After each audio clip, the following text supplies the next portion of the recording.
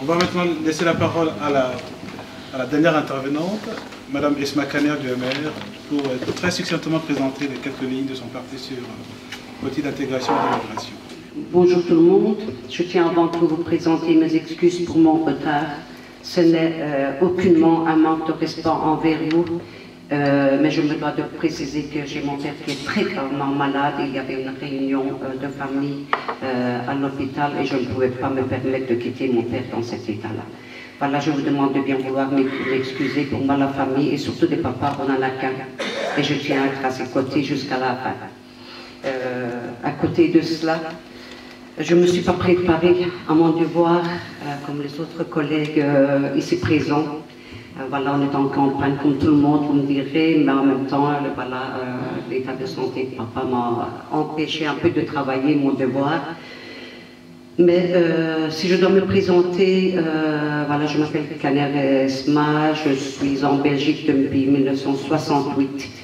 Et concernant le problème et le parcours de l'immigration, de l'intégration, je pourrais vous faire un discours qui pourra vous prendre plusieurs heures. J'ai vécu tous les problèmes discriminatoires jusqu'à maintenant. Ça a été un combat quotidien de ma vie depuis 1968. Le 16 août 1968, à ce jour, jusqu'au jour, contrairement à ce que certains pourraient penser, que le MR est un parti politique raciste. C'est l'image qu'en général on essaie de donner, surtout à la communauté étrangère, mais ma présence sur les listes MR, et je tiens à remercier entre autres notre président Charles Michel, entre autres Véronique Cornet, notre tête de liste. Je suis 8e effectif à la région.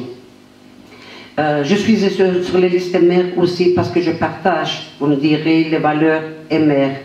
Entre-temps, je suis depuis 1978 assistante sociale et j'ai travaillé dans différentes associations au niveau Carolo et entre autres Bruxelles et Liège, donc je peux dire au niveau de la Wallonie.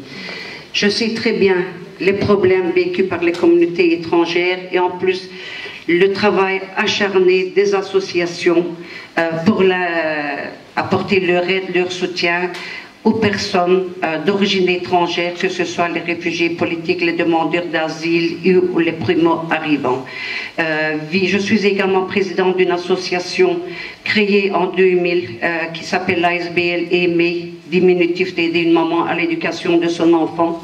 Mais même là, de toute façon, je ne vais pas entrer dans les détails, avec des cours d'alphabétisation. Ce n'est pas les cours d'alphabétisation, mais des tables de discussion, je vais dire, parce que les gens, quand vous les mettez 30 personnes dans une classe, à la fin de la classe, après plusieurs heures, ils ont appris qu'un seul mot, et encore pour oublier ce mot-là. C'est très important pour les primo-arrivants, le parcours d'intégration, je soutiens. Pas l'intégration, oui, l'émancipation, non. Il y a certains partis politiques qui veulent plutôt changer certaines politiques de ce côté-là, mais il faut absolument donc suivre le parcours d'intégration, c'est le point de vue de notre parti, apprendre une des langues aux primo-arrivants, mais ce n'est pas en mettant 50 personnes, subventionner les associations qui sont payées pour, mais en mettant 50 personnes dans une classe, c'est impossible. Ces personnes, en tant qu'interprète juré aussi depuis 1978 à ce jour, je les accompagne quotidiennement et j'ai très mal au cœur.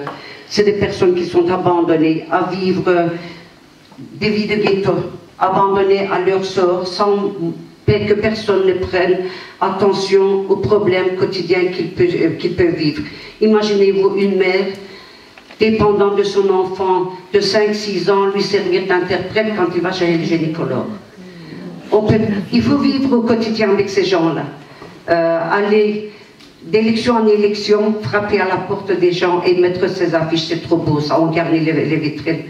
Mais la politique pour moi, ainsi que pour mon parti, et là je sais que j'ai le feu vert de notre président, c'est être au quotidien sur le terrain, à l'écoute des citoyens, et leur tendre la main, et pas leur rendre visite seulement d'élection en élection, et sur les marchés publics, on distribue une carte, bonjour, au revoir, et c'est fini. L'intégration est très importante, mais il faut que les pouvoirs politiques belges tiennent compte également de la présence de ces personnes-là sur notre terre d'accueil, qu'on le veuille ou non, malgré que j'ai été victime moi-même personnellement, énormément, que sur le plan professionnel ou privé, de racisme et discrimination. On doit accepter que ces gens-là sont ici, ils ont contribué depuis des années au développement de la vie économique, sociale, culturelle de cette belle terre d'accueil qu'est la Wallonie. Et notre combat quotidien maintenant, avec le MR, je suis prête à me battre, que je sois élue ou pas, ça n'a aucune importance, mais je voudrais terminer tout simplement en disant que nous défendons le droit de la différence, mais nous refusons la différence des droits et des devoirs. Je tiens à vous remercier de m'avoir consacré quelques temps et présenter encore mes excuses pour mon retard.